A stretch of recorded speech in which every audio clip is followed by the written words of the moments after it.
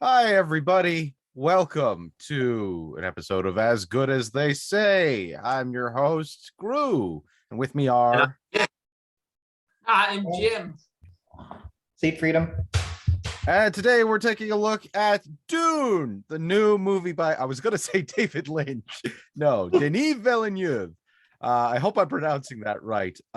We all saw the movie. We all have opinions. Who wants to get the ball rolling? Okay, just overall, what did we all think of the movie? Well, there's definitely lots of good stuff, and I wouldn't suspect otherwise from Denis Villeneuve. And I'm glad it's going to be two movies. Let's see what we can find out about the rest. Seed, what did you think? Yeah, I'm gonna admit off the top of my head, I know nothing about the Dune universe, so I actually was pretty damn lost in that movie. It did need two movies, I will say that, and it has a lot of chance to do a lot right in the second part because like the first half of the story is always the setup. The payoff has to come in the second part, so there is a chance, but I was so lost. I think it kind of speaks to the levels of experience with the movie because Jim, you've read the books. I've read some of that first book. I read a good chunk of it, but I didn't get all the way through. And see, you're coming in blind. So I think this is the kind only of thing I knew about Dune, the entire Dune universe, is the phrase "the spice must flow." Like literally, that was all I knew about the entire universe. Okay, so And I want to say it in this film. They did. Oh, oh, did they not actually say it? They didn't actually say that phrase. Maybe it'll be in the second film. Yeah, but they do say about spice, and spice is important and all this kind of stuff. I want to hear from the super fan first. Super fan, did they do right by the book? Did they do a good job? What did they do? I always think that if you're going to a new medium, and the most common one is books being turned into films, what you need to do, you're not copying it, is you're getting the spirit of the book and recreating it in film, in the new medium. And that could be for any kind of artistic, whichever direction you go in.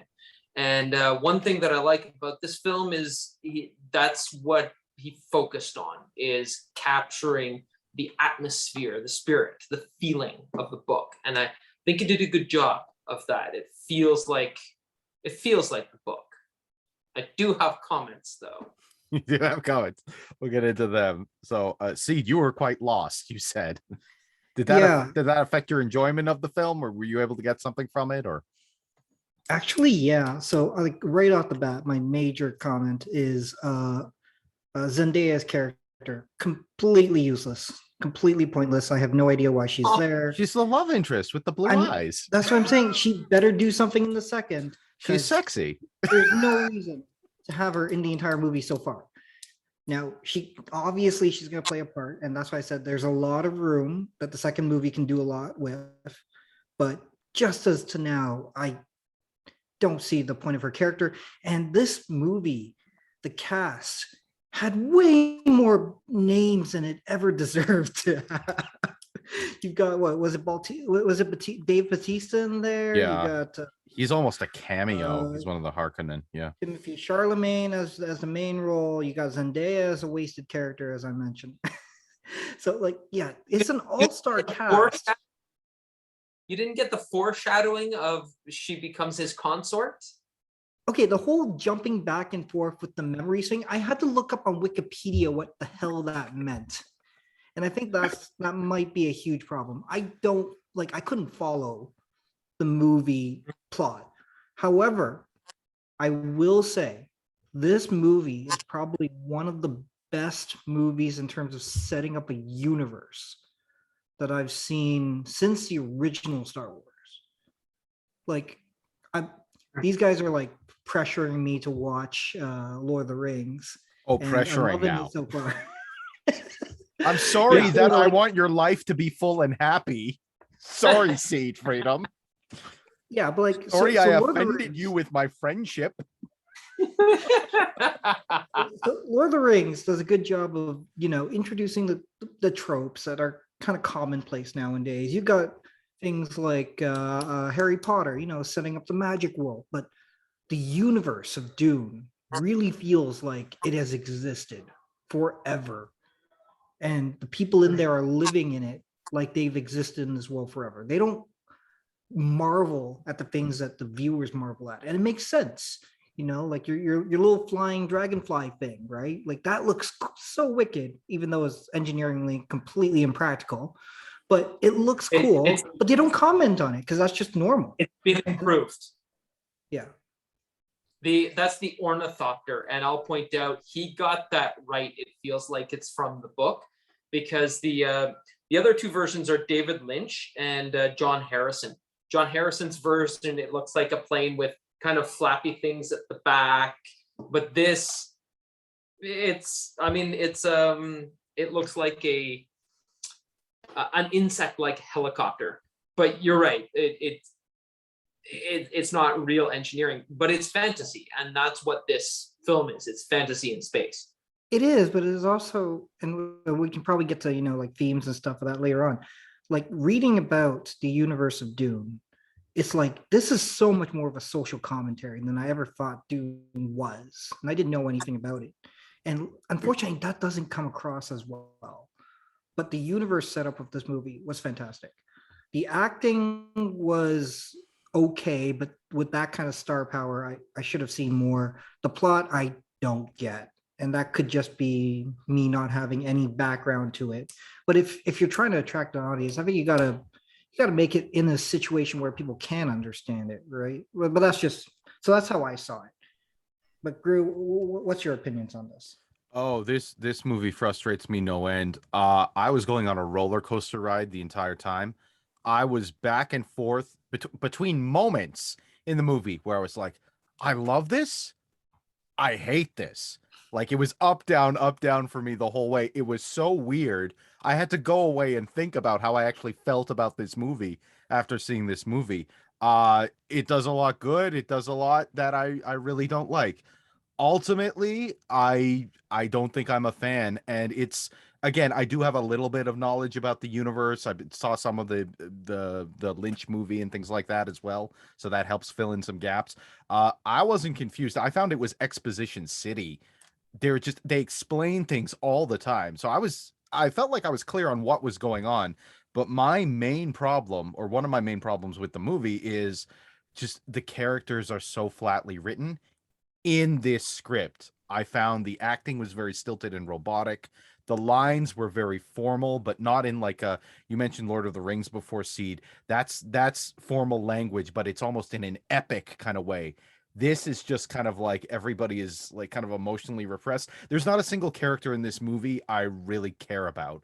And for me, for a writing guy, that's a big problem. It looks good. It's epic in scope. You'd expect nothing less from Denis Villeneuve. But yeah, I was just not attached to these characters or these performances. Sorry. You've both mentioned casting and performance. Maybe we should get into that. Yeah. What did you think, super fan? How many times have you told me that casting is 90% of the director's job? And all the time. I stole that from Peter Jackson, but it's very true. Well, thank you, Mr. Middle Earth, and I agree with him. And I thought he did a great job casting. I even wrote it down. I loved. Okay, so up front, I love the 2000 John Harrison version, and hashtag Alec Newman is my Muad'Dib. But Timothée Chalamet, I thought he came across great as like a moody and dark Paul, which he's supposed to be. In the book, he's 15. So they always do him a little bit older in film versions. But the fact that he's still not in his own skin yet, and that he's moody from hormones and being pushed around by his parents and this woman that his mother brings around the house. Rebecca Ferguson did a great job as Jessica. Oscar Isaac, I was unsure about him playing the father, but you know what? It worked. Stellan Skarsgård, you can't go wrong with him. The one things I did point out though is Josh Brolin, way overqualified. They toned down his the size of his character. He's way overqualified for what he was doing. And Jason Momoa is like on top of the world right now. He is totally underused. I mean, we all love him. He was Aquaman. He's approachable and friendly and badass at the same time, but terribly underused. And I gotta say, Charlotte Rampling as the Reverend Mother scared the hell out of me. Yeah, I'll say she was somebody who had a bit of a pulse. I'll say she looked like there was something that she actually really wanted. Like I got that from the performance. To be fair, I don't have a problem with these actors. I've seen pretty much all of them in something before where I've either liked or loved them. So it's not a problem with the cast. I don't even think it's necessarily a problem with the direction. I just think that this dialogue is specifically in the script. I'm not talking about in the book, but in the script they were using, it's very hard to convey any kind of emotion with it. I just found it personally very stilted, but I mean, that was what I was feeling during the movie. It seemed pretty close to what was written in the book, just turned into dialogue. So it might have something to do with the book in that case. I have a question for both of you. Do you think that, because many people have tried to adapt this, I mean, obviously you can speak a little to the miniseries, Jim, but is this material adaptable? Because what I take away from this movie is I am more interested in Dune. I am more interested to read and finish reading the source material at this point. But is this actually something that can actually be translated into film? I mean, they need to just to tell this story in this format. Not directly. Not directly? No, and I'll bring it back again. I'm not the biggest movie buff. I probably watched the least amount of movies out of the three of us. Like again, I'll go back to Harry Potter, right? So much of that is world building and it's descriptions and it's about how Harry's feeling, right, from the earlier books. And it's like you can't do that. You can't take those dialogue and the words from the book and just put it into a script. You have to change it. And that's why there's so much more just like things moving, dancing. They show, don't tell. I think this movie has a little bit of that problem where they're just telling, not showing. They tell a lot in this movie. Yeah. There's so much exposition. And I thought it. And you have to be very clever. I think so much of the atmosphere was conveyed in how they made these beautiful, magnificent shots and the CGI of giant spaceships with tiny little shuttles coming out of them, and the sounds we heard I thought the sounds really conveyed the different places, like the like almost screaming female voice for everything that Paul did, the weird kind of singing of the bad guy. Yeah, that was cool. I gotta say that moment was like, this is weird and neat. Yeah. So I thought it was well conveyed in like that. But I don't think I will agree. Yeah, but for the acting, for like the feelings of the characters, I got nothing. Much like what Gru said, like it was like, oh, you just lost your entire family. Okay, time to go to the next place and save my world. Okay, yeah. I would love that if that was the voice. Okay. Okay, I'm replacing. I'm announcing it now. I'm replacing Timothy Chalamet in the sequel. I would watch that voice. Red Panda. Well, that could be your I'm possessing your mind voice. Okay, go kill yourself. Yeah, it's exactly how you. That's actually how you're supposed to do it. Yeah. Well, I would suggest that's not an adaptation problem. You're right. Then it might be the performance, because the 1984 and 2000 versions, the performances are spectacular. The 2000 version launched the careers of Alec Newman and James McAvoy. So, and they're nothing to be sneezed at. Well, yeah, the casting and like I'll agree, Gru. Like the casting, I love of the people I've seen, I love them. Right? Yeah. Like I definitely recognize Jason Momoa. He's probably the best part of this movie, in my opinion. And we don't see him enough. And then he died. Spoilers. I don't know if anyone would watch this without watching the movie first, but spoilers. Yeah, he's dead, right? Bautista, oh God, I'm so disappointed. He was so good as Drax, and He's so now he's just back underutilized to here, like yeah. the, oh, I'm a tough guy, former WWE star kind of guy. Just here to, I had fight. so much fun hating him in this film. Yeah, no. He's very hateable, and he worked with what he was given, but he was given what, 2 lines? Oh, Yeah. and Zendaya, we can't forget her magnificent one sentence in the entire movie, and then like 20 scenes of her staring into the camera for no reason. Yeah, that was really needed. Hey man, eyebrow acting is important. Is it? Is it, Jim? Is eyebrow acting important? Sorry, Yeah. I'm putting some smirk in there as well. Oh, so you're going the whole hog. There you go. You should have been. Oh in Dune. yeah, that's acting school for you, man. Yeah. Let's talk about the atmosphere, because it's been mentioned before. I'll say that I do not want to ever visit Arrakis. It looks horrible. I don't even want to go for like an hour on a shuttle and like come back and just say I've been there. I do not want to go anywhere near this place. The giant freaking worms are everywhere.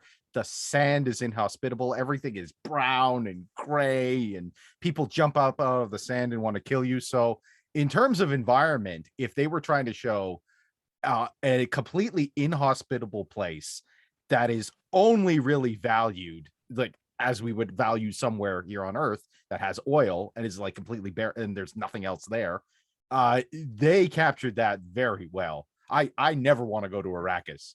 I don't even want to see a postcard of this place. It's miserable there.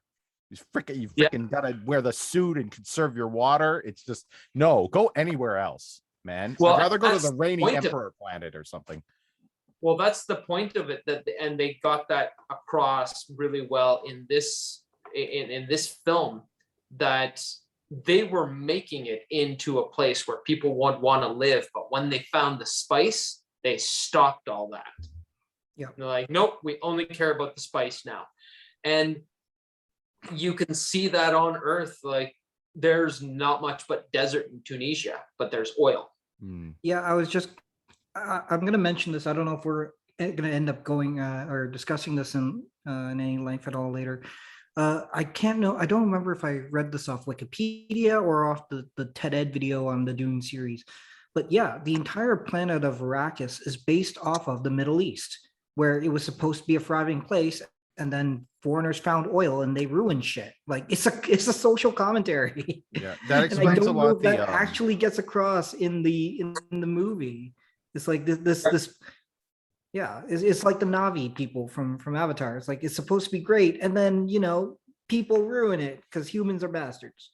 Yeah, you get that with the musical cues. There's a lot of Middle Eastern theming in the dress of the what's the name of the people who live in the Fremen?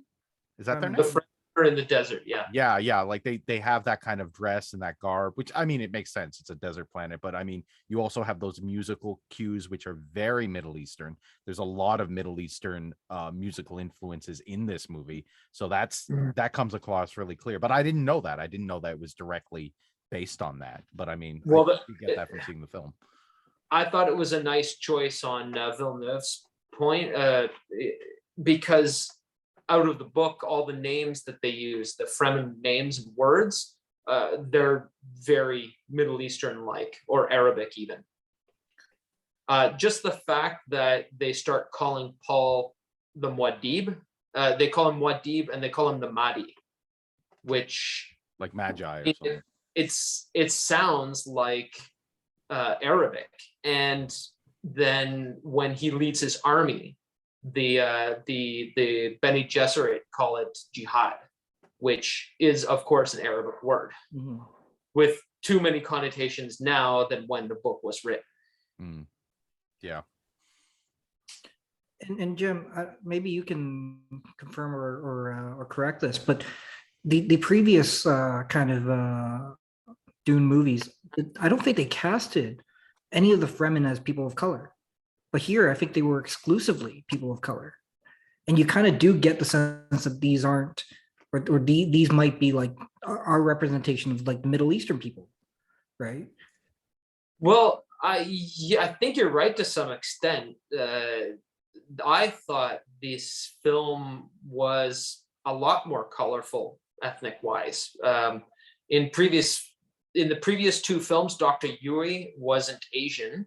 Dr. Kynes wasn't black. It was a lot more white actors, and I hate saying that being a white person myself, but you know what? We're all just people, and having it more colorful does make it interesting because the idea is it's set 10,000 years in the future when it really shouldn't be an issue now. And I don't think he wanted it to be an issue in the story. Well, it makes sense from a filmic point of view where, you know, white people are in positions of power, like the Harkonnen, of course, are very pale, and even House Atreides is they're white, obviously, and you know, having the Fremen, the indigenous population, are from different ethnicities. Benicio del Toro is one of them, right? So, wait, was it Benicio del Toro? That's who. It's like the leader. As Stilgar? No, I don't think so, but I'm gonna look up. Or was it oh shoot, what's that actor's name? I Yoga? didn't recognize him myself, but still, it was Javier Bardem. Javier Bardem. It was Javier Yeah. Bardem. Yeah. Again, a huge name. I think all of these people just asked to be in the film because otherwise, how could you afford it? Oh yeah, no. Afford all these huge stars. Yeah, this is a who's who of everyone that is a big movie star in the 2020s, right? Like, yeah, Timothy Chalamet, Oscar Isaac, Josh Brolin, Dave Bautista, Zendaya, and these are the ones I recognize. Like the other guys are all big. Like this is an all-star cast. Yeah. I mean, they put their money behind it. I think that's it was cheaper to make than the Eternals. Well, if you're gonna do a film as big as this, there's no point in going small. And I said that about Lord of the Rings. I know, Pete, you've got a lot of big opinions on Lord of the Rings, but for the studio and Peter Jackson, it's like, we're going to give you tons of money and just get it all done right.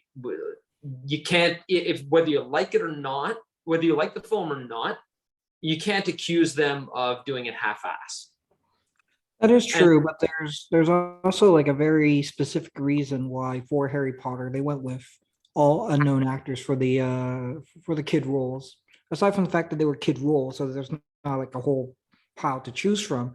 But even the new Star Wars, right? Like all of those were relatively unknown for the new trilogy, and it was done for a reason. Those guys didn't come with, you know, previous expectations for good and for bad, right? And that can help or it can hurt. Like again, I thought Jason Momoa was the best part of this movie, and he just looked like he was having so much fun out there doing this one.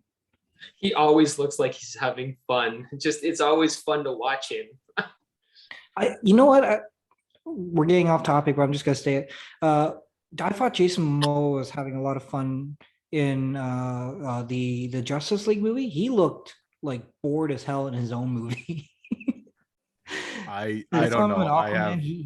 Yeah. That movie is so unabashedly over the top, and just I love that they got James Wan to do it because it's just every creative idea in the pot is thrown at the screen. It's a big, fun, dumb movie. I can't hate the movie, and it looks spectacular. It's like it gave me Lord of the Rings feels. That's an epic movie in its own right. It's an adventure epic, but it's an epic movie. Here's where I diverge from the two of you. The thing that I really liked about Dune, the way that Villeneuve did it, was that everything's kind of understated. Instead of going over the top, it's like this is a real world where if you go over the top and insult the person you're talking to, they'll knife you. So everybody's a little reserved, because also it was done as a choice, because in the second half of the story, the doo-doo hits the fan. So it'll give a nice contrast story-wise, and the fact that being faithful to the story is that it's not over the top. It's supposed to seem like real life, where people are, well, generally try to be polite to each other, or else you get hit in the face. So there's one thing I don't get, and maybe I'm just a dummy watching a popcorn movie, expecting to be watching a popcorn movie, and I end up watching Dune, where I need a dictionary to follow along what's going on. But okay, so the big evil plan, right? The Emperor takes control of Arrakis away from the Harkonnen, gives it to House Atreides. House Atreides goes in, the Harkonnen murder everybody. Why not just keep the Harkonnen in power? Because and again, I think Why kind give of it got away? this. They could, like, he's got an army. I mean, like I kind of had the same question. I'm like, wait, didn't the Emperor like basically set them up then? And the answer is yes. The Emperor is setting them up because he wants to kill off this family, and he wants it to look like the Harkonnens are doing it and that he's not involved. That's why his elite soldiers had to kind of stay hidden. They wanted to just make like it was a feud between two families. They didn't want people to know that the Emperor was setting it up. And that was a question I did have, and I kind of understood this, but again, I had to go to Wikipedia, read up on the old Dune, read up on this Dune, make sure I was understanding everything correctly. And then it made a lot more sense once I did that. So again, I think this movie really is expecting a lot of people to have some sort of basis, whether they saw the older movies or they read the books. For people coming to this blind, it feels a little discombobulating. I think Seed, you've got it right. It's maybe there's probably a problem with this script, that in the book they can explain it better, but they didn't do it well in the film. Is that there's a Congress of Nobles, and in that the Atreides have become very popular and well respected, and thus influential and powerful. And the Emperor sees that as a threat, so he wants to get rid of them. But if he attacks them, all of the nobles will turn against him. But the Harkonnen and the Atreides are known to hate each other, so get them to do your dirty work. But you see, it would have been so simple and again, this is already a movie that has to be split into two, but it would have been so easy to just show a quick scene of the other nobles, squabbling regularly, or the Emperor, or show the Emperor on screen and have him talk to an advisor. Like, you can change the script. Here's the thing: you're doing an adaptation. Don't copy word for word. Change the script. Have the Emperor show up on screen and say something like, "Oh, these damn Atreides are getting too strong, or they're having too much influence," and then boom, everything makes more sense. Yeah, right? Like, it's interesting because they explain so much, but then that key thing, which is the whole plot of the movie, at least this movie, at least part one, it's all setting up for the Harkonnen attack. It's all setting up for that ambush and the shit hitting the fan, as you said. But like, it's interesting that was missed, and then there's so much detail in other places. Like, they go into detail about the suits they're wearing, about that device that lets them hide in the sand and things like that, how the Fremen walk on the sand, all of these details, which are great in terms of world building, but big things about the overall plot just aren't there. No. Gru. We don't have time for any of that. We need 4 more shots of Zendaya slowly walking away and looking back at the camera. Let it go, Seed. Let it go. She's hot. I'm having dreams about her, and I'm the protagonist. I wanted to see her do something, and she did nothing in this movie. This is my destiny, okay? I'm Paul Atreides. I can talk and make you do things, and I'm gonna end up with Zendaya because I'm the hero. God damn it! That was a thing that was done really well in this version, I thought. The voice, I don't think he calls it the voice in the book, but it's the Bene Gesserit training that Lady Jessica has gone through since infancy. And obviously it's always girls are taught this. And she broke tradition and had a son and taught her son. And they've never taught, there's no male Bene Gesserit. There's only females, and he's the first. And using of the voice, even the John Harrison version didn't come across quite right. The David Lynch version, it was a technological thing where they put it up to their mouth, and it's like a souped up version of a megaphone that actually creates pressure waves through the air that destroy things, which was, I mean, neat, but not Dune. This one where you see the Reverend Mother use it on Paul, and it's not that it's mind control that says you have to do this, so you do it. You just find yourself already doing it. She, you notice when she started speaking, all of a sudden he blinked and he was already kneeling in front of her. And it just was like, whoa, oh, that's why she scares me. Yeah, there's a lot of good world building in here, which makes me want to go back to that book.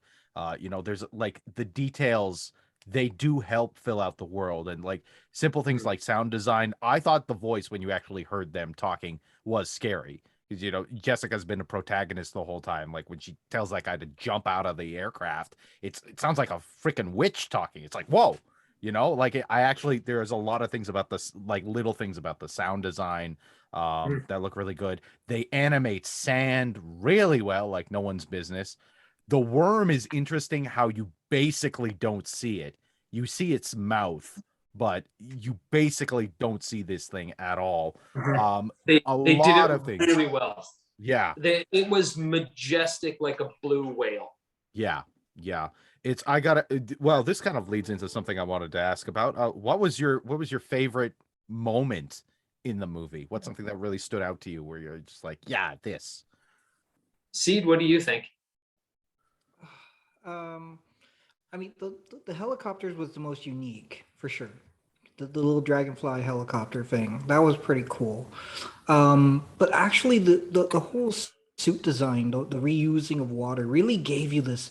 This is not a planet that has life, and you kind of really get that sense of scale just by the small thing of how even like things like sweat are so valuable on this planet. It really sets us up to be, this is a shithole, and it's designed to be a shithole because they're just grabbing shit and going kind of thing.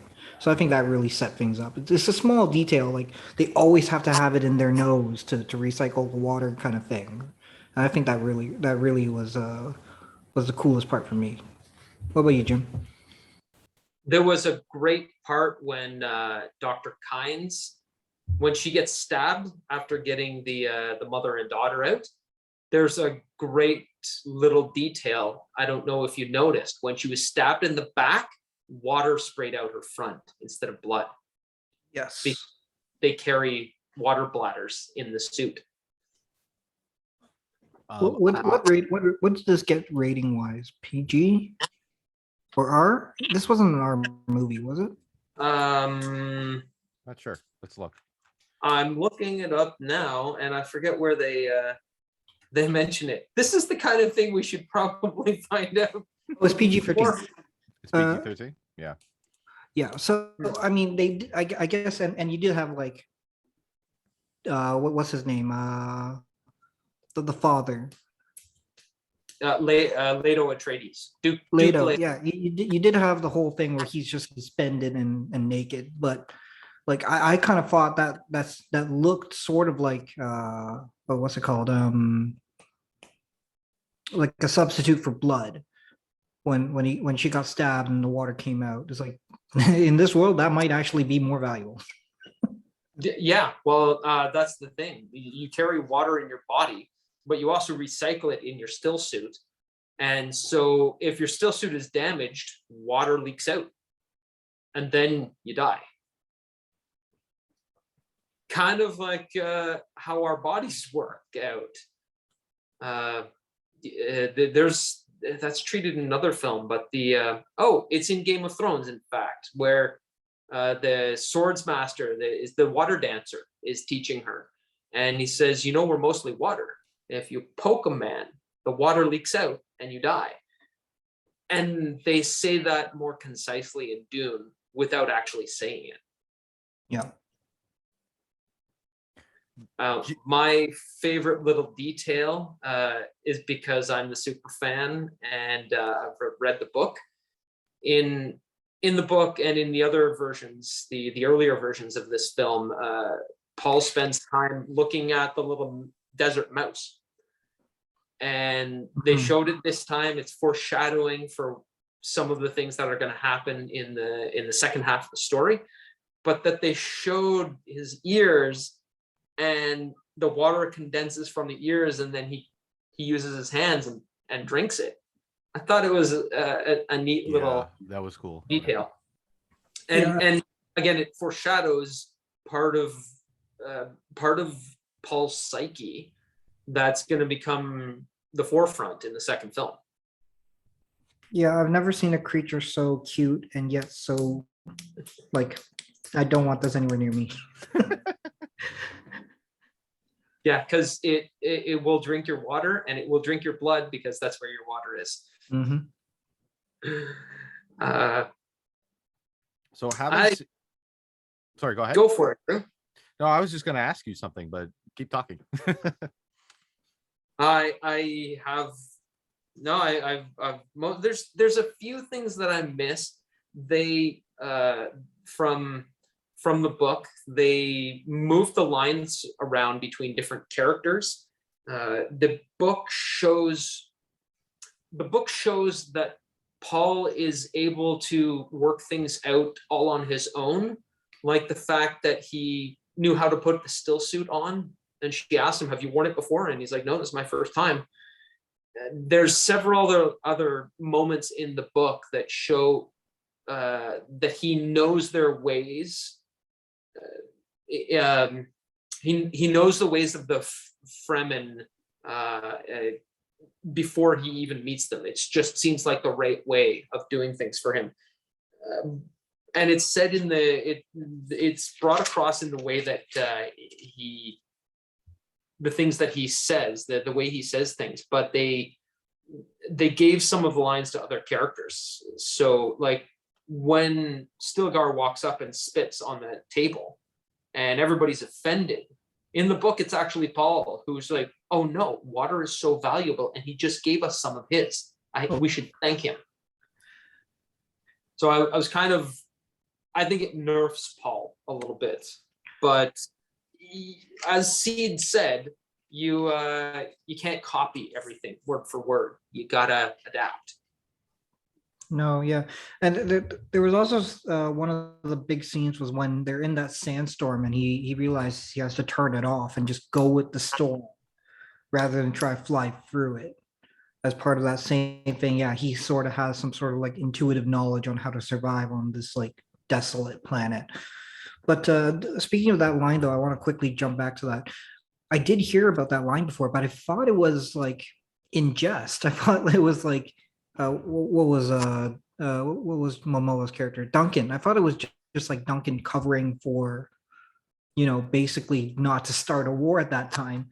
I didn't know that actually was a line for Paul. Yeah, it was originally Paul's line. Thank you. We thank you for the gift of your body's water. Yeah, it was a fun kind of moment of levity in a movie that's very, not to be ironic here, but very, very dry. No pun intended. But it is kind of like, yeah. It is it's a heavy story. There's not a lot of levity to it, even in the book, which is why it took me a long time to read the books, because they're a tough read. They're heavy stories, and unlike like Zendaya's, we all know Zendaya from 2-3 Spider-Man movies, and she's a lot of fun. But yeah, she's spunky. Yeah, her character is dour. in this story. Yeah, I found And- everyone kind You of. know that meme of the guy with the stick poking, saying "Do something"? That's me to Zendaya in this movie. Do something. I think we found Seed Freedom's least favorite thing. Before we go on to that, because I think that would be fun. My most favorite thing was just not showing the monster. I thought that was brilliant. The tension in that scene was great. Like that moment when they're rescuing the spice harvester, I thought all of that was fantastic. Just you feel Fighting the tense the worm? entire time. Yeah, when they rescue it from the worm, or they rescue the people from the worm, and it just eats the whole thing. Like the build up to that, how it's so far away in the beginning, the fact that they're in these helicopters basically, and it's hard to talk, and you feel like you're there, and that, oh, if we set down on this planet, we're done. Like even them just flying there feels treacherous on Arrakis. So the fact that they were just able to ramp up the tension, and oh, this is a routine thing, and oh shoot, our first day out, something goes horribly wrong. Like it felt earned in a way because they built it up so well. And I didn't mind the exposition in that scene because there was stuff going on as they were explaining it. So I thought that whole sequence was very well done. But yeah, least favorite stuff. You want to start us off, super fan? I just wanted to mention, yeah, about the worm, the fact that you didn't see it, that just made it so much better. And then when you do see it, I mean, it's maybe not as powerful, but the idea that you don't see it, when you don't see it, you see the strength of it. When you do see it, it's like, oh. And I think I'm going to go back to something Seed said about let's have a scene where the Emperor describes the conflict. I think Frank Herbert had intended for the Emperor to not be seen until later in the story because it gives him an air of power. It's like he doesn't need to be here, and everybody still does what he says. Yeah, I did really like his scene because just like the voice and the crowd all standing, and it's all very fascistic, and the rain is coming down, and these people are just standing there where this guy warbles, and you can't. It felt very alien in a good way. Yeah. Like it felt like this is definitely not like this is far, far in the future. This is not humanity. This is something else going on right here. So it was a very short moment, but I thought it was like great world building.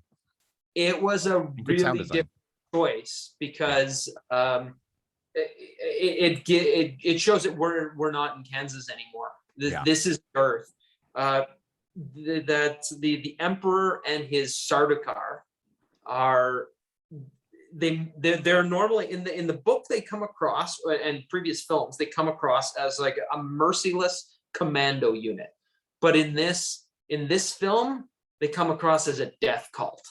Yeah, and it's scarier. So what was your? It does make it. It does make it a little unbelievable that Duncan is just like superhuman and can take out the super death cult, though, which kind of makes Duncan a lot of like make him seem really super awesome. But I think it takes away a little from those elite guards that.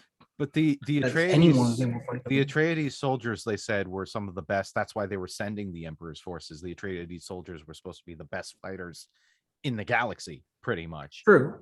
Yeah. So they like I don't know. Like I could see it either way. Yeah. They felt like an other, which is all they really needed to be. They're an enemy other, and there's a lot of them.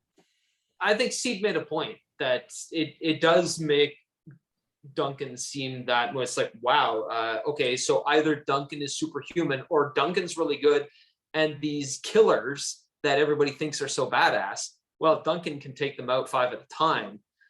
I think he did a better job in the book coming across that Harkonnen and Atreides soldiers are on par with each other, and the Emperor's soldiers are more powerful. And Seed, you're going to hate this in the second half of the film. When Paul gets his army, they're all better. They're all better than everything else. Well, again, yeah. If we go with the what's the planet called? Arrakis. Arrakis. If we go with the Arrakis equals the Middle East, right? You could probably put Harkonnen as either the Soviet Union or the United States, and then the other the Atreides as the other one. And you're right, neither of them ended up conquering Afghanistan. They all they try and fail, and it's a lot of it is because of the culture, and a lot of it is because they know the land and they know how to survive in that land, and the two of that put together can even best, training or technology or whatever. And I think that does come across, and that makes a lot more sense if you like. I think a lot of this stuff makes a lot more sense in hindsight once you know the story and know the background. I was so lost on that coming out of the movie, I was like, how did this get greenlit for a second one before the first one even finished this theatrical release? While we were in the theater, I think it was either you or a friend we were seeing it with, Seed, turned to me and said, is there a second movie? Because part one appears on the screen. On the poster, it just says Dune, but it says part one is the first thing you see on the screen. And somebody asked me, are they going to make a second movie? I turned around and I said, yeah, if it makes money. And it made money. So pretty much a few days afterwards, it got greenlit for the sequel. But yeah, like I guess they did enough right. Like that's why we're doing as good as they say, because generally people tend to find this pretty favorable. It's like 8.0 on IMDb. I think it's certified fresh. It made 300 million something so far against like 168 million.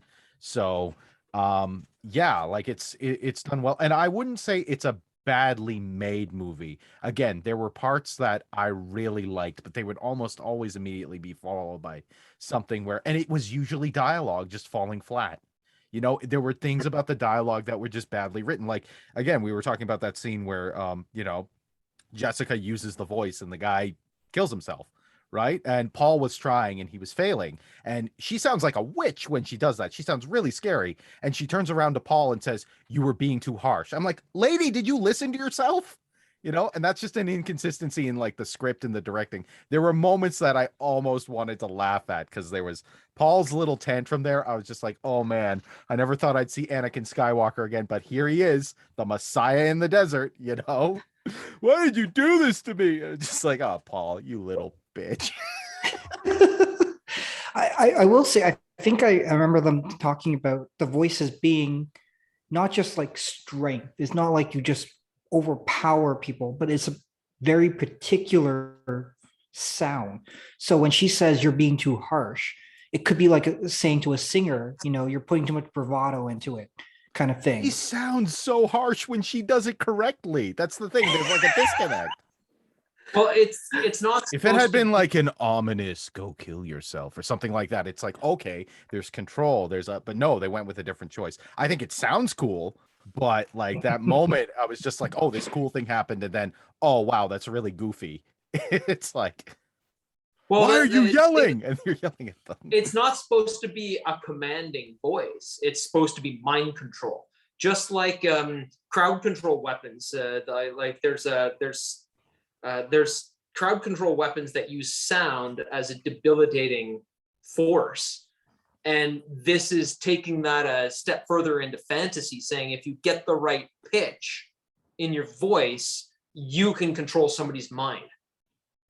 Yeah. And depending on when Dune was written, they might have even gotten inspiration from the conspiracy theory of MK Ultra, which was the US's attempt at creating mind control that they put into supposedly these video games that they would put into arcades and try to control kids' minds. So they might have been around the same time, because Dune was written or published in 1965, and MK Ultra was Project MK Ultra was in the 1950s to 60s. Yeah, 1953 to 1967. Yeah. And then there was that other movie. I don't think anyone watched it. The Menace that Stared at Goats, which was another US attempt at. I saw it and I love that movie. I love that movie. If gun to my head, is there a better desert movie? It's The Men Who Stare at Goats. I would recommend that movie over Dude. I'm not even joking. It's a fun movie.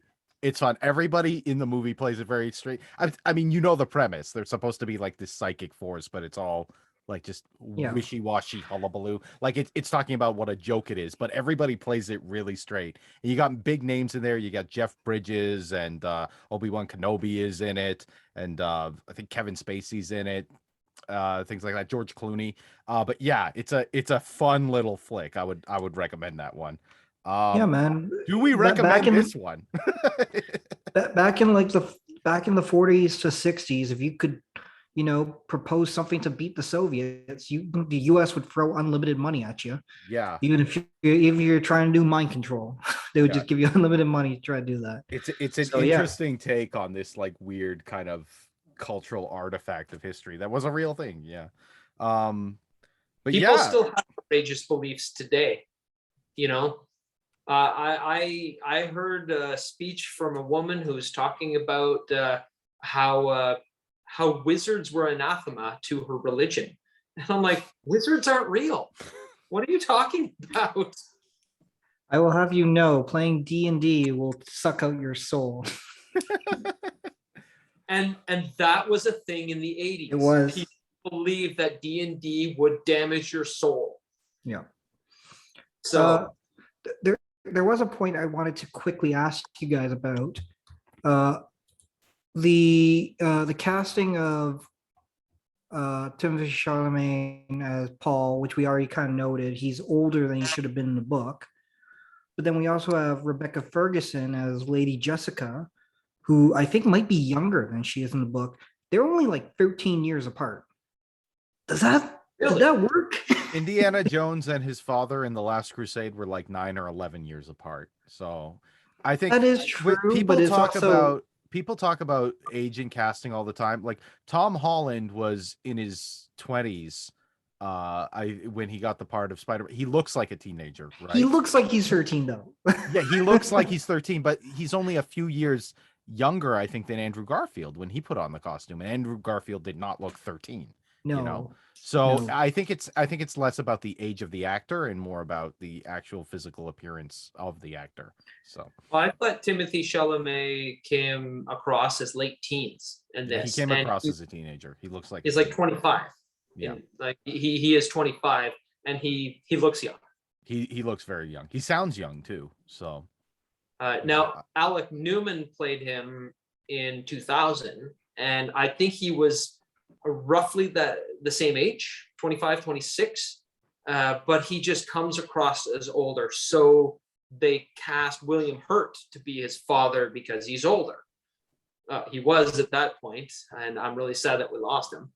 But it's a different take. They had to do that for Game of Thrones. All of the Stark children were Robb Stark was 15 when at the beginning of the first book, and Arya Stark was like 8. Oh, Maisie Williams did a great job, but wasn't Daenerys like 8. Wasn't Daenerys like 13 when she gets pregnant?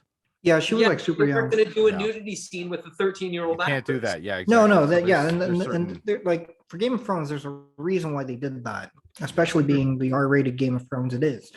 But like here, you're doing a PG-13 movie. If you're not gonna, young down Paul, maybe you should have aged up Lady Jessica. I don't know. Or did you guys find it fine? No, maybe it didn't bother me. She looked like she could have had a child and who's a teenager. Like it, I don't know. Some women just don't age. That is also true. And some women just like you can't tell. And I was fine with it, but I see your point, Seed. Well, it's just something that was commented on, and I'm like, oh wait, yeah, that does make sense. That did seem a little weird. And there was also like this one scene where it was right after they crashed, right? And like they have to switch in, or they have to change into their suits, and that felt really awkward to me. The way they did that scene, I don't know. There's supposed to be something for that, or like something more to that, or is just like awkwardly written and shot or whatever. But that one scene was felt just like really survival mode. You have it is, but like whatever. And here's the thing: movies are not real life. They're not. You can skip that off scene. You didn't have to put any of that on scene. Just hand her the suit, say get changed, Next scene, they're changed, right? They, I you they don't have could to- have put them on back at the base before they took off in the Ornithopter.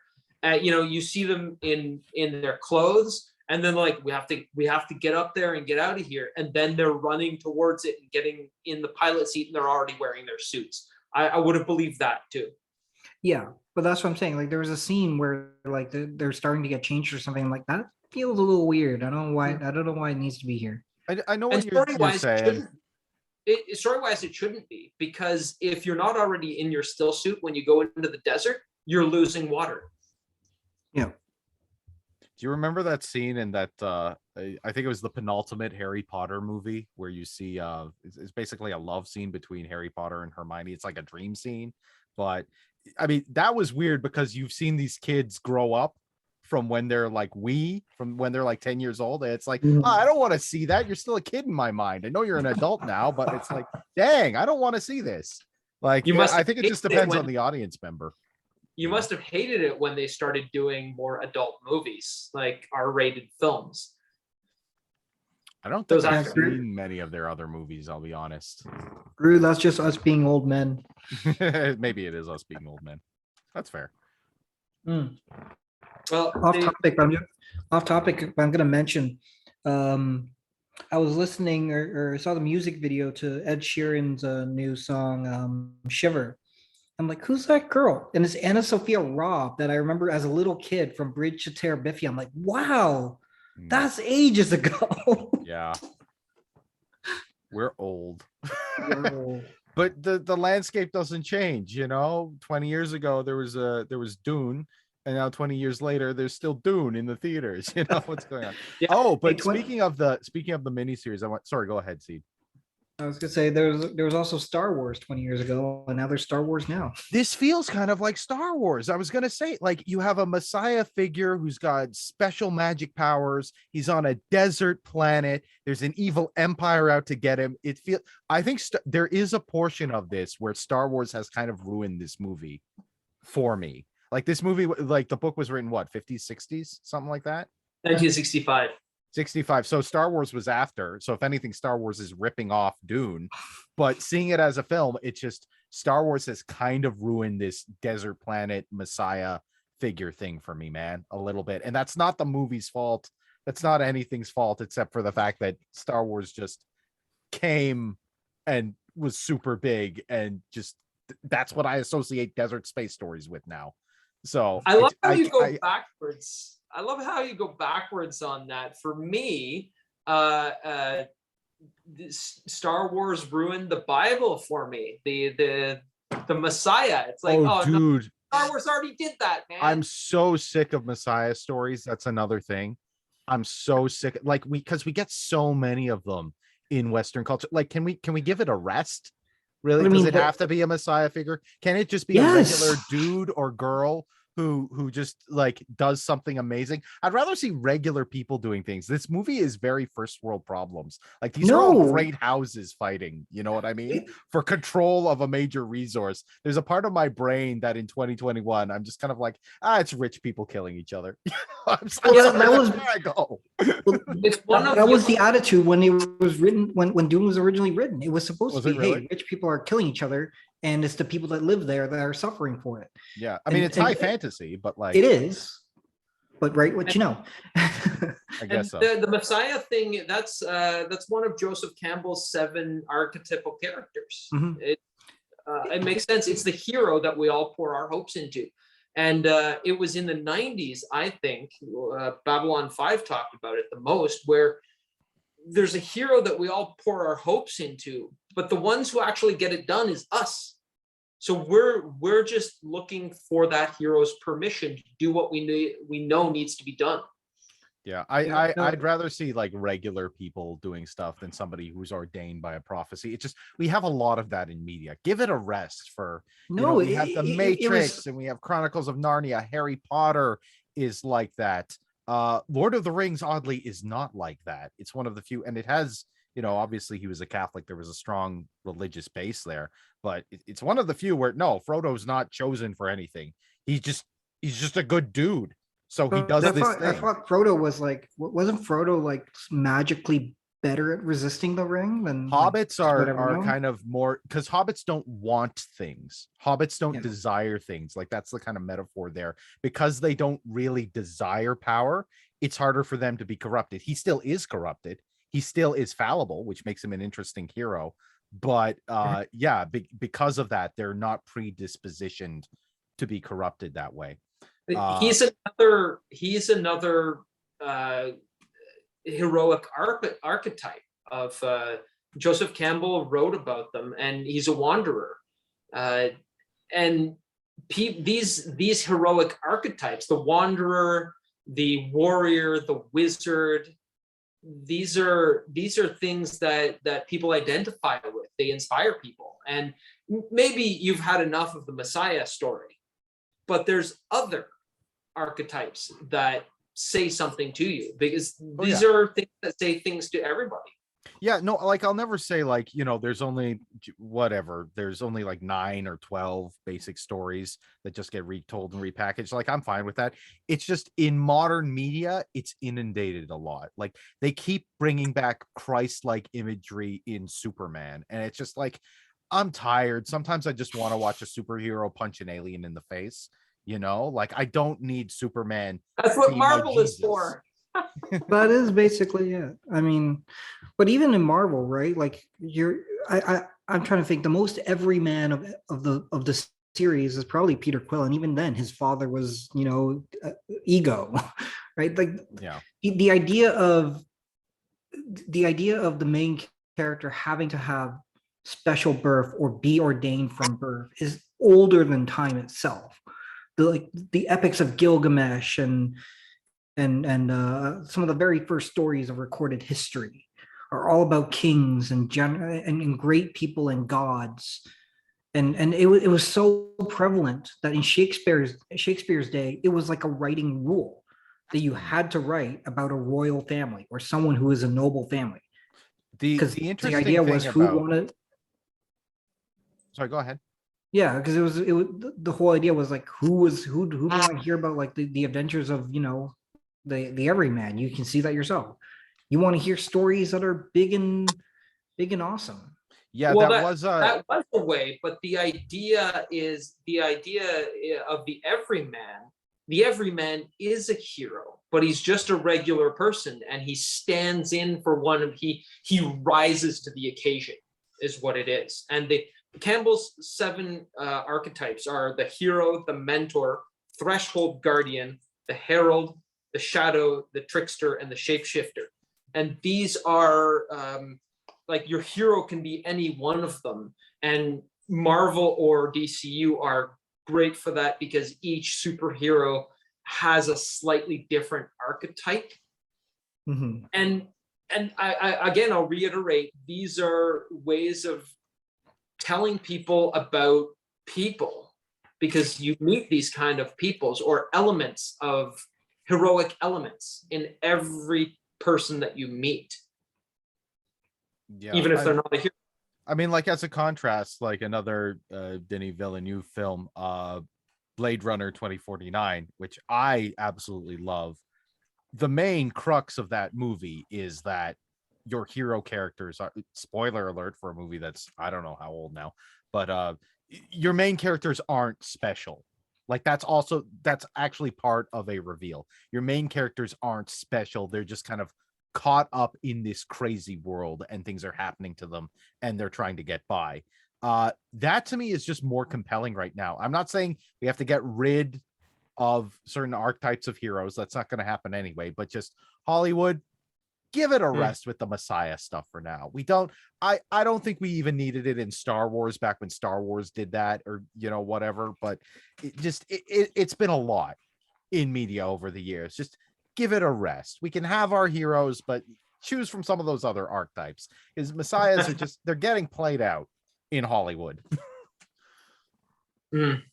Well, tell me then, I want to hear a little bit more about how you're not as familiar with the universe, because I've read books. Yeah. Except there was his Frank Herbert's son co-wrote a whole bunch of other books that flesh out the universe. I haven't really read those. I'm told they're very good. But having not been familiar with the universe, or shall I say Duneverse, I thought you guys are quite insightful, and tell me a little bit more about that experience. I mean, based on what I can see from the first half, this could have been, an 8-movie series and really flesh out the world. But I guess they didn't have the money or the studio security enough to do so. So what they showed was great. There's so much, and it got a little confusing because they don't show so much of it, because you can tell there's so much more to it. Maybe it should be a mini series like Game of Thrones was, or the new Foundation series. Like I've the nice thing about television now, even with the kind of standard 8 or 10 episode format that a lot of streaming platforms is doing, is you have a lot of time with these characters to get to know them, to develop them, to slowly establish the world. There's so much, I feel, in the world of Dune, even just from what they were able to put into the movie, that it's almost like they have to cram it all in. That's why you kind of get exposition overload. It does make me more interested in the source material. I found I could follow it, but I feel like that's probably the better way to experience it is the book. But I wanted to ask you, Jim, do you prefer the miniseries? I'm a big fan of the miniseries. I like David Lynch's film from the 80s. 1984, I believe, is the year. It was a great film. It wasn't very faithful atmosphere-wise to the book, I found. And I thought the most faithful one was the miniseries from 2000 by John Harrison. And hashtag Alec Newman is my Paul Muad'Dib. So I guess on that note, would you folks recommend this movie? Well, I'll jump right in there.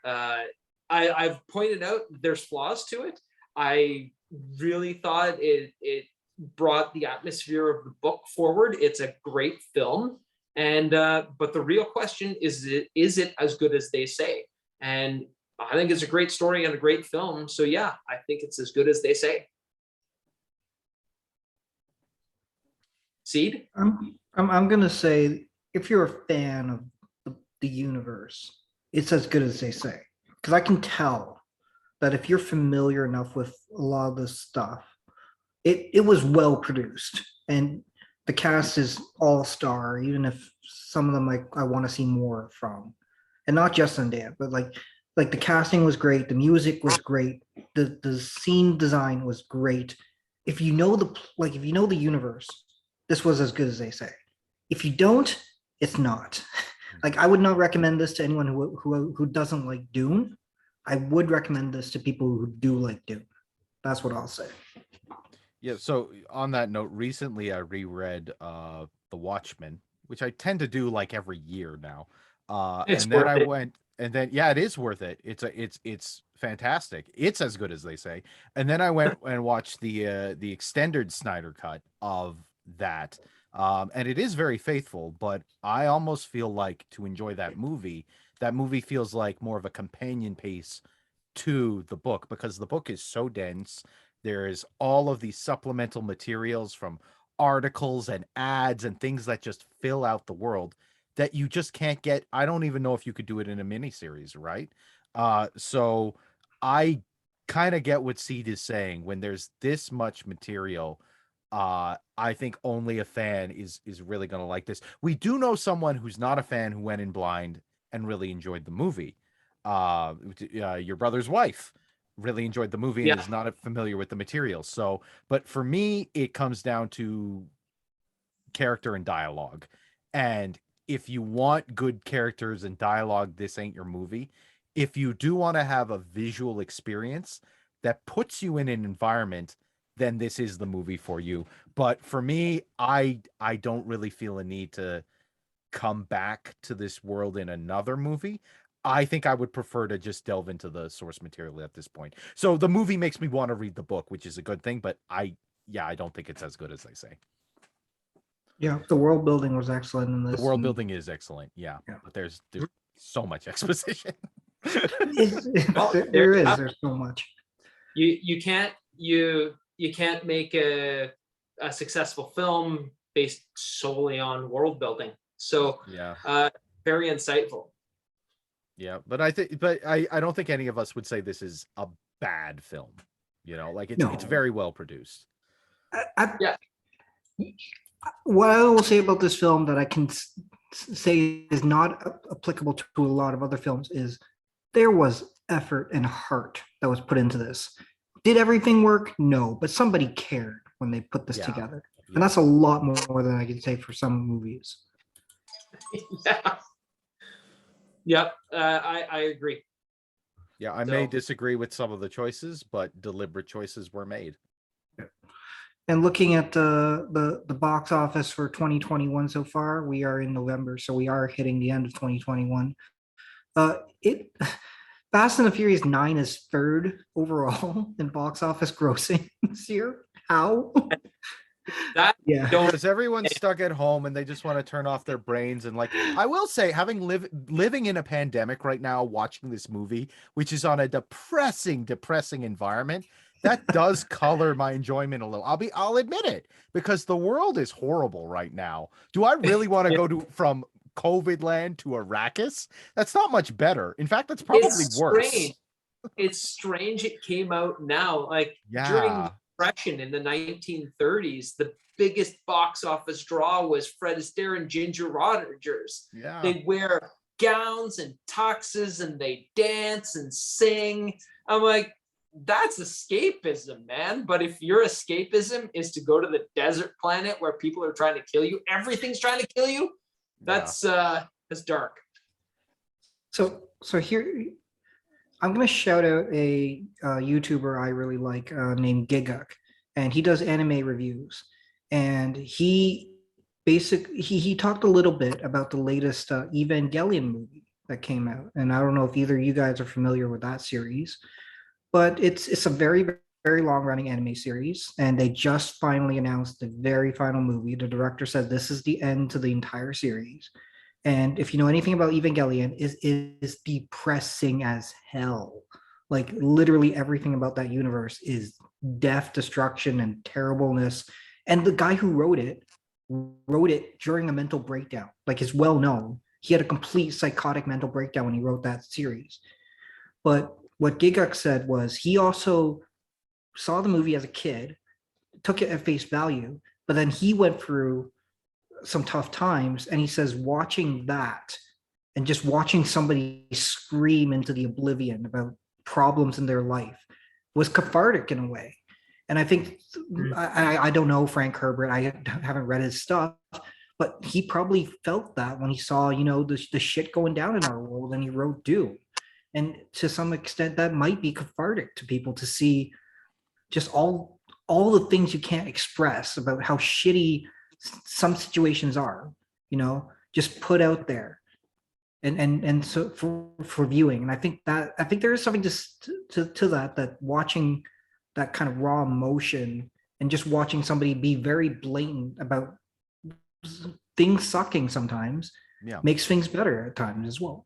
Yeah, like I mean, it's all a personal thing. It's like it's all about what the audience member gets from it, right? Like I like Bo Burnham. I have not seen Inside. I probably won't see Inside for a while because it's all about being trapped at home during COVID. And I'm trapped at home during COVID. It's a little too raw for me. Yeah. People love this special, and I'm not going to take that away from anybody. It's a personal thing. It's all about, sometimes timing is everything. Sometimes timing is the reason why something becomes a hit or doesn't become a hit or what have you. It's, Star Wars wouldn't have happened without 2001 becoming popular. Without that framework, you can have a big budget sci-fi movie and it be a success instead of, a low budget B movie, which isn't going to do anything. it set the template for that, so without certain conditions, certain things won't be successful. But yeah, Are you it's all what you suggesting, take from the Drew, movie. are you suggesting, Drew, that life and art affect each other? I think maybe. I think, yeah, that's an original statement. Anyway, so we have one yes and two no. They do not as good as they say.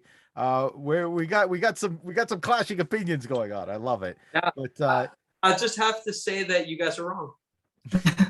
Well, again, I'll say I'm taking the coward's way out, and I'm putting my feet in both ends. I think if you know the universe, you're gonna love this movie. If you don't, you're lost. That's why I think it can be as good as they say, and it can be not as good as they say. I agree with you 1,000%, SeedFreedom. You are a coward. Well, then He's you done. should go and pick the next film that we're gonna find out if it's as good as they say. Yeah, we'll make you choose one next time, Seed. None of this wishy-washy both stuff. Hint, it's gonna be Lord of the Rings, Seed.